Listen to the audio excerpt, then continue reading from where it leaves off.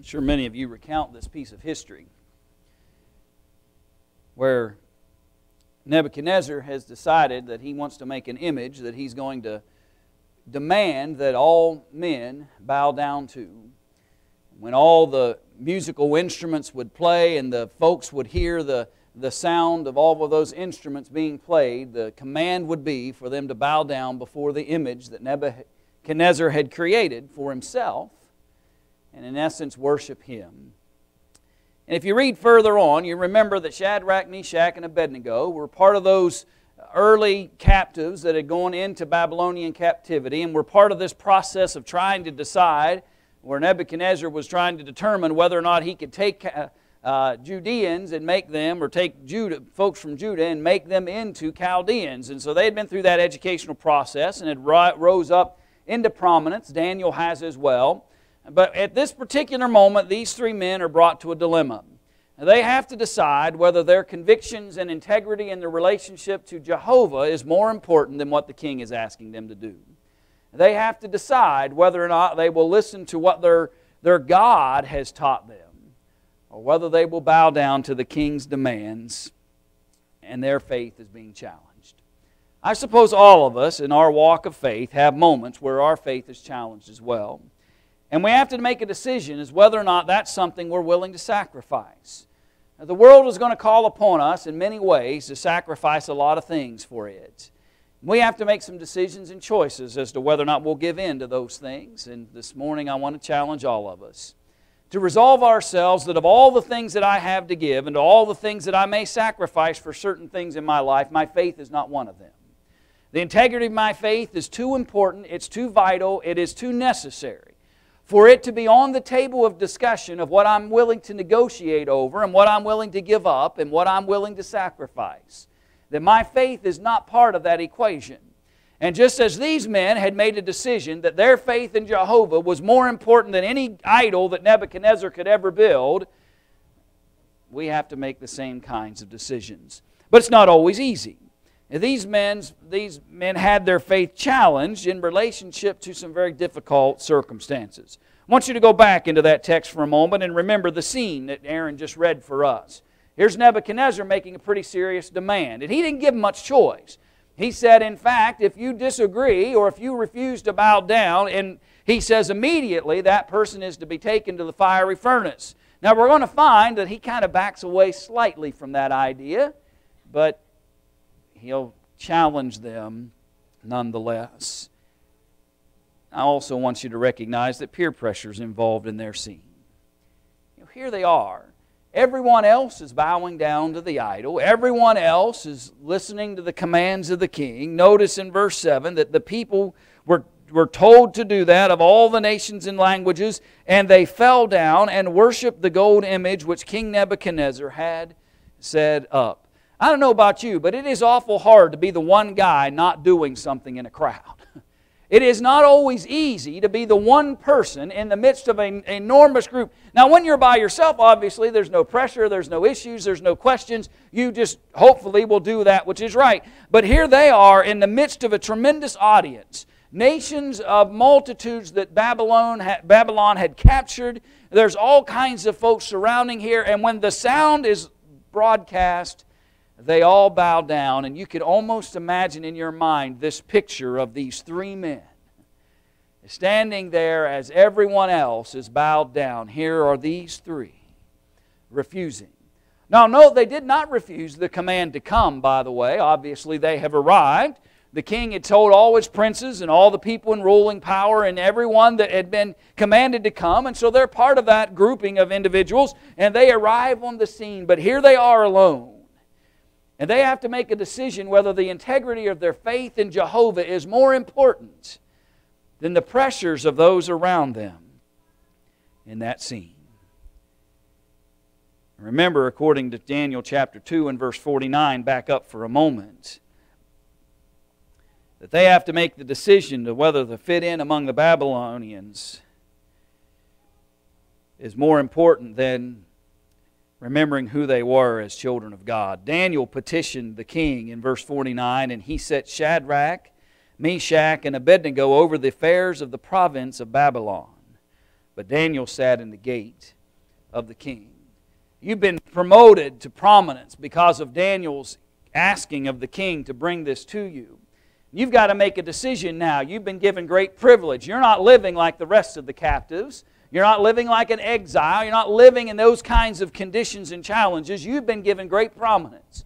You've been given and handed a great opportunity. And in the back of your mind, you very well are thinking that if I refuse the king's commands, if I ignore his desire for me to bow down before this idol, then I may lose the prominence. I may lose the position I have been given. I may give up everything that the Babylonians have handed to me. And sometimes in life, the question does come down to those kinds of moments where it's either my faith or what men have extolled upon me.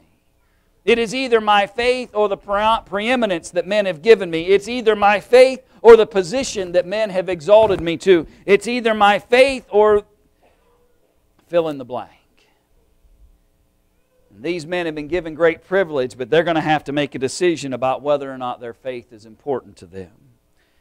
And it's a faith, I want you to note, beginning in verse 8 of our text, it's a faith that has been accused. Sometimes folks are going to make accusations against our faith. Sometimes they're going to make statements that aren't always true, that aren't always accurate, and yet they make them nonetheless. Notice here in verse 8, therefore at that time certain Chaldeans came forward and accused the Jews. They spoke and said to the king Nebuchadnezzar, O king, live forever. You, O king, have made a decree that everyone who hears the sound of the horn, flute, harp, lyre, and psaltery, and symphony with all kinds of music shall fall down and worship the gold image. And whoever does not fall down and worship shall be cast into the midst of a burning fiery furnace. There are certain Jews whom you have set over the affairs of the province of Babylon, Shadrach, Meshach, and Abednego. These men, O king, have not paid due regard to you. They do not serve your gods or worship the gold image which you have set up. What I want you to notice is this, that sometimes when you do that which is right, people will not like it. When you do that which is good and right, some will make accusations against you. They'll mark you. They'll note you. They'll identify you as the odd one. They will do all they can to make sure you look like the one that is different in this crowd. They will do all that they can to make you look like the one who is standing out, and that you are the abnormal and they are the normal. And that's what they're doing to Shadrach, Meshach, and Abednego. King, you made a decree, you made a law, you demanded everyone to bow down to that idol. And these three Jews, notice, I'm not so sure they care whether or not Shadrach, Meshach, and Abednego bow down to the idol. I believe they're more concerned about the fact that they're embarrassed that Jews have been put into places of prominence and they didn't. That here are these three Jewish boys and they've been given these great opportunities, and how dared the king elevate these men where they're great Chaldeans that could have been given these positions. And so I believe their interest is more concerned over accusing them and challenging them. Friends, you and I are going to face moments like that in life. Folks are going to make accusation against us. They're going to bring challenge against us. They're going to make sure that everybody knows that you're doing something different than the group is doing. And I've got to make a decision whether I'll maintain the integrity of my faith or not. Sometimes the accusations are even made without regard to the whole of who we are. You know, they don't care whether Shadrach, Meshach, and Abednego are good leaders. They don't care what kind of men of integrity they are. You know, I don't know about you, but sometimes I just assume trust the guy of integrity than I would with the guy that always goes with the crowd. I just assume trust a man who has some kind of integrity about him, some kind of disposition about him, that just isn't always putting his finger up to the wind and see where it's blowing, and that's where I'm going to go today. They never even considered the kind of men they were. All they wanted to do was accuse them. Sometimes when you're a person of faith, all men want to do is accuse you of things. All they want to do is challenge you because of that faith. All they want to do is mark you, note you, bring hardship to you because of your choice of faith. And they never consider who you are as a whole. And though that's not fair, and though it's not right, and though it's not just, I would hope that all of us, like Shadrach and Meshach and Abednego, would say, but you can't have my faith. You can accuse all day long. You can ignore who I am as a person all day long. You can look at one small snippet of who I am and the person that I am and the faith that I have. And you can look at that morsel and make accusations all day long. I'm not relinquishing my faith just so that I'll look like the crowd wants me to look. Sometimes those accusations are made really don't have anything to do with anything except to stir up trouble and difficulty. Then Nebuchadnezzar, notice verse 13, after they come and tell him all these things that these bad men had done, Nebuchadnezzar in rage and fury gave the command to bring Shadrach, Meshach, and Abednego, so they brought these men before the king. Sometimes folks will make accusations against our faith for nothing other than to cause trouble and to stir up strife. You know, I can remember many, many moons ago when I was a younger man. And I can remember there were times where my peers would say something about the way I dressed, or they'd say something about the places I wouldn't attend, or they'd say something, and it didn't have anything to do with really wanting me to be there. What it had to do with was wanting to stir up trouble. The truth was, they didn't care whether I was there or not. They didn't care whether I went to that party or not. They didn't care whether I drank with them or not. They didn't care about it. They weren't concerned that Brian was missing out on something. What they were concerned about was that Brian looked different, and let's see if we can't cause him some trouble over it. That's the truth. And sometimes I've got to see that. Sometimes I've got to look through that and recognize it for what it is. That somebody really, they're not really interested. It's really not about concern for me. It's about wanting to stir trouble and challenge. And when I see that's what's going on, when I see they're just trying to hurt, and they're trying to cause an argument, and they're wanting me to debate, and they're egging me on, I need to remember, as Shadrach, Meshach, and Abednego did, you can't have my faith. You can accuse me all day long. You can look at a small part of who I am and try to make that out to be all of who I am. They never once considered what kind of men they were. All they were worried about was they don't look like the rest of us, and they didn't bow down to the idol, and let's cause some trouble. And I'm not going to let those who would accuse my faith in that matter win. Sometimes it goes beyond accusation, though. Sometimes my faith may actually be threatened. It would be one thing if they had gone to the king and said, hey, you got a couple guys, they're not really doing what you asked them to do. And the king says, well, okay, maybe we'll have to make some kind of accommodation. But the king's now mad. He's in a rage and a fury, verse 13. And the threat comes. Now here's what's interesting. Let's note something that's threaded together here. Sometimes, in the midst of that moment of accusation and maybe threat that's coming, sometimes we're given an easy out if we'll just give in. Okay, the moment rose, the temperatures rose, the challenge rose. But if you'll just give in now, Brian, everything will be all right, and we'll all forget about it, and we won't act like everything happened. Notice verse 14. Nebuchadnezzar spoke, saying to them, is it true? I like his disposition, by the way, at least. He apparently is trying to give Shadrach, Meshach, and Abednego the benefit of the doubt and make a decision whether, did you guys really do this? These fellows are accusing you of stuff. Did you really do this? Is it true that you do not serve my gods or worship the gold image which I have set up? Now if you are ready at the time you hear the sound of the horn, the flute, the harp, the lyre, and the psaltery, and symphony with all kinds of music, and you fall down and worship the image which I have made, good. But if you do not worship, you shall be cast immediately into the midst of a burning fiery furnace. And who is the God who shall deliver you from my hands? I want you to think about this for a minute. Here's what folks do. They put the pressure on, right? They make the accusations. They put the pressure on. They bring the hurt. And then they say, now that you've already felt the first sting, now that you've already felt the first level of pain or misery or whatever it is, now we're going to come back and act like we're nice. Now we're going to come back and say, hey, now we really don't want to do this.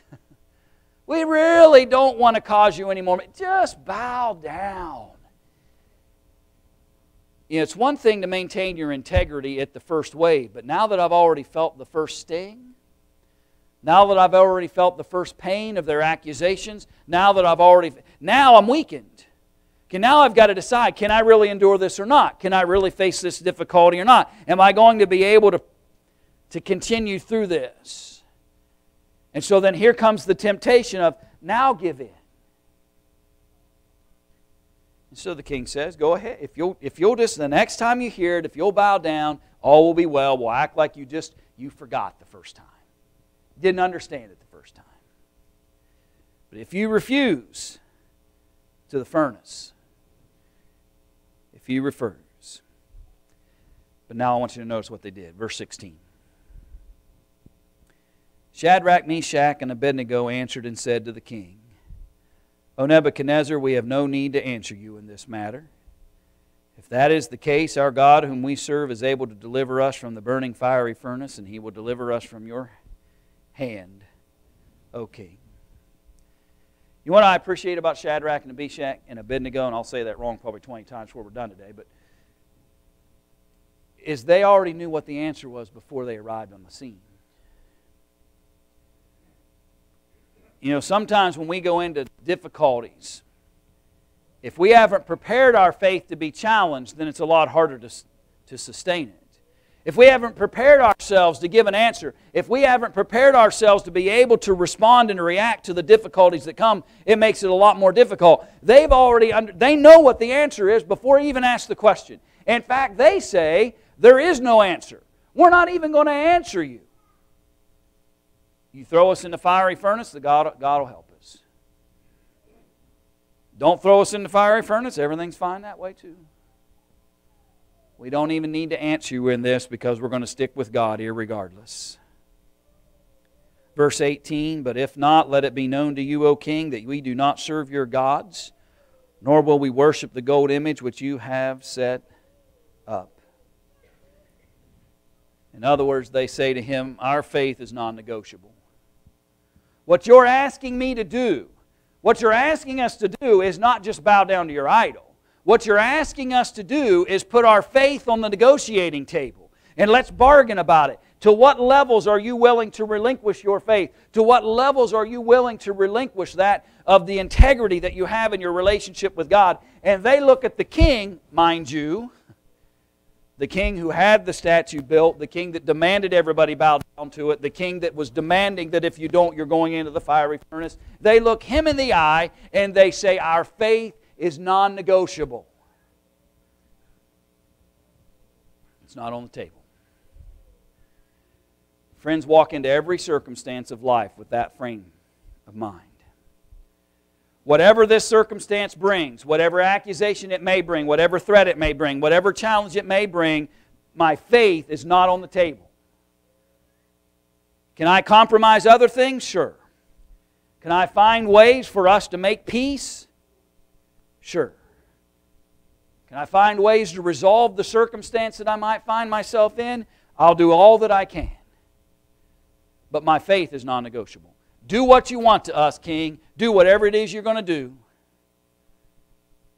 But even if He doesn't save us, we're still not turning our faith over. Even in the face of the fiery furnace, we are not negotiating our faith. And so here comes the test. It's real easy for Brian, right, to stand in a pulpit and say, my faith is non-negotiable. Because I don't know any of you that are making me negotiate it.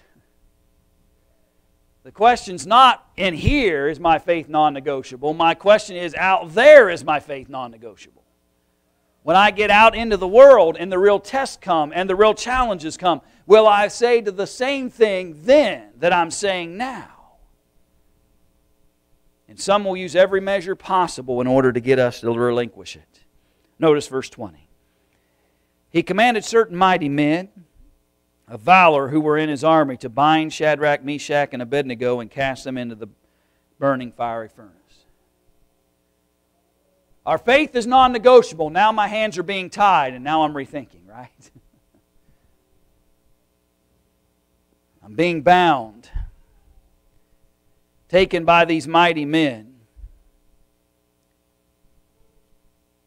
And now this all of a sudden has become real.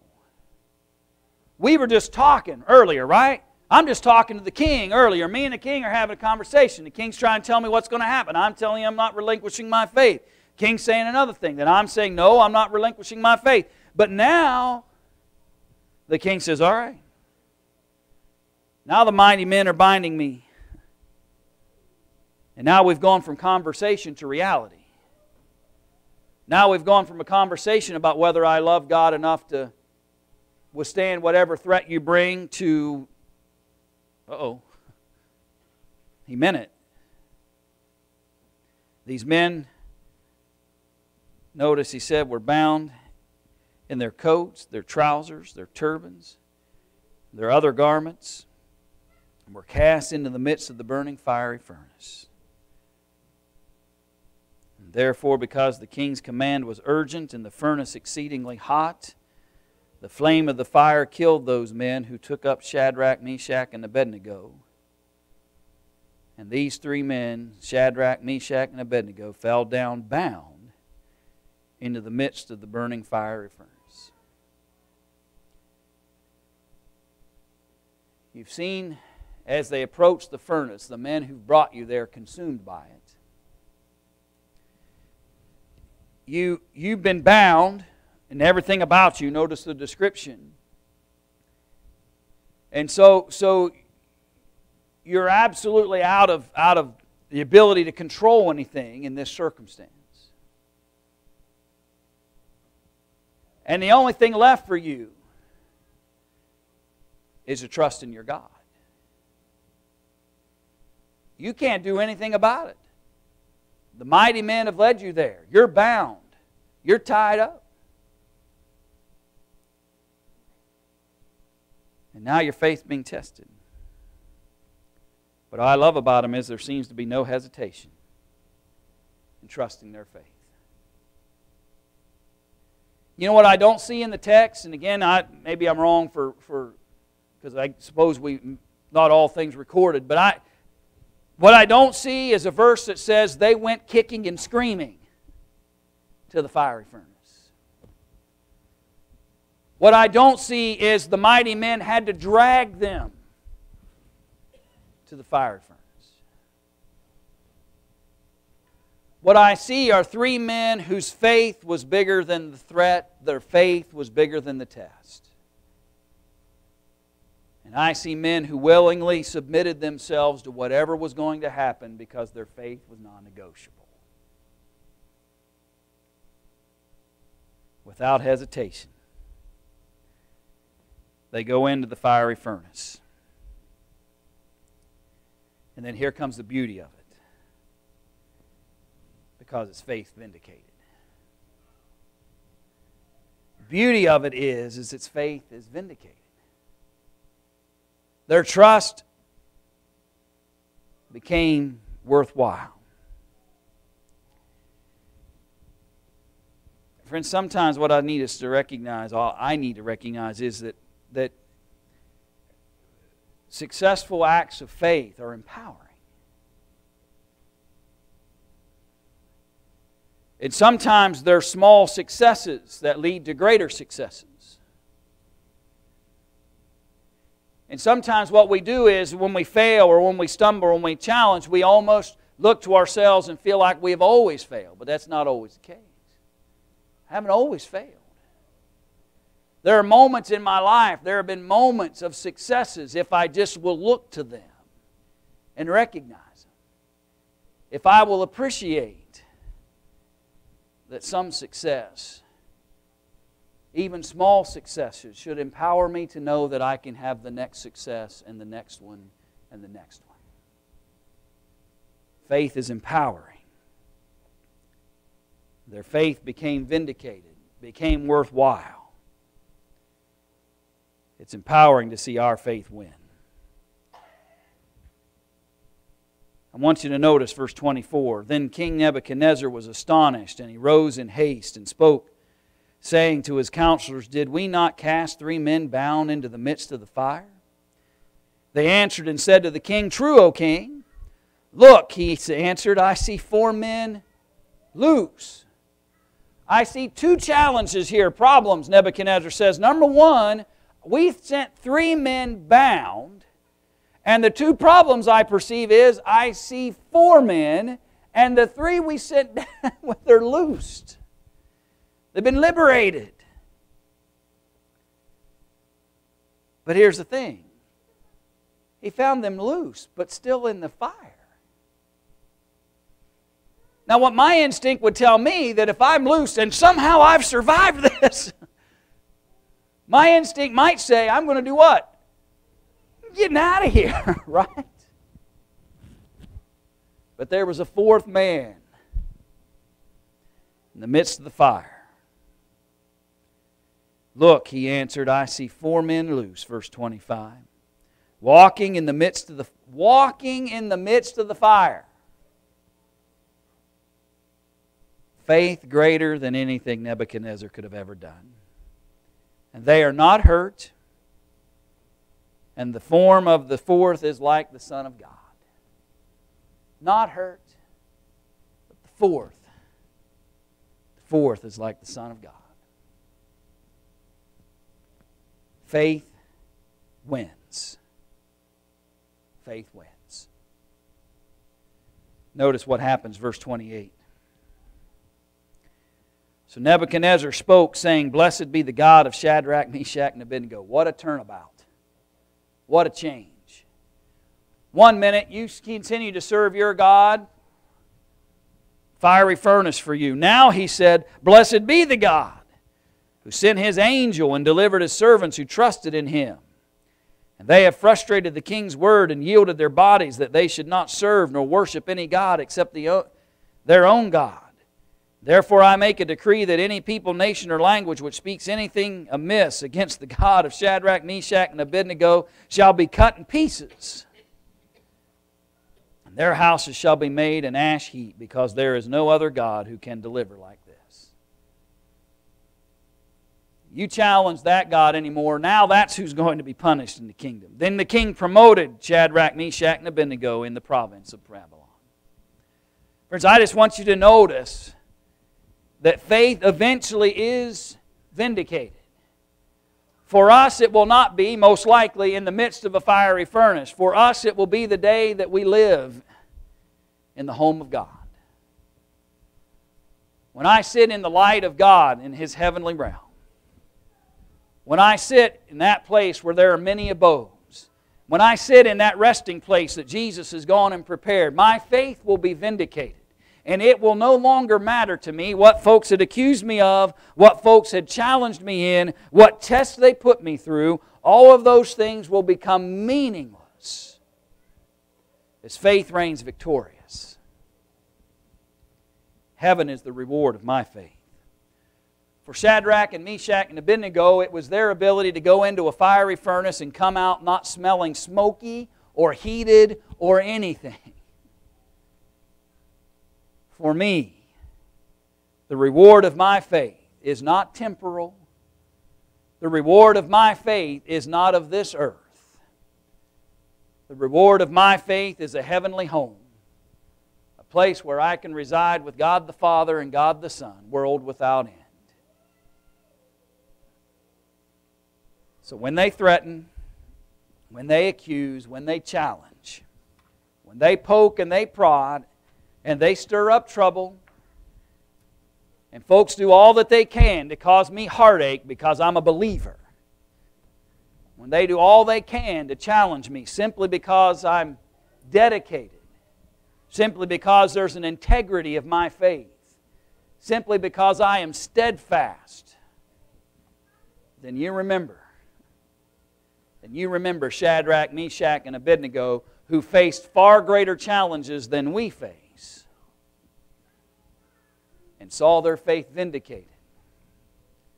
And someday I will sit in the home of God with my faith strengthened and vindicated because of a loving God who will welcome us home. If you're outside of Christ this morning, can we encourage you to return to Him? Start building a faith that has great integrity and confidence. Start building a relationship with Christ that will benefit you into eternity. If you've never named Christ through baptism, have never put on Christ in your life, have never found the remission of sins, the cleansing power of the blood of the Lamb, we invite you to consider that. We invite you to look forward to the benefit of salvation in Jesus Christ through obedience to Him. And if we can help you in some way, we encourage you to come as we stand and as we sing.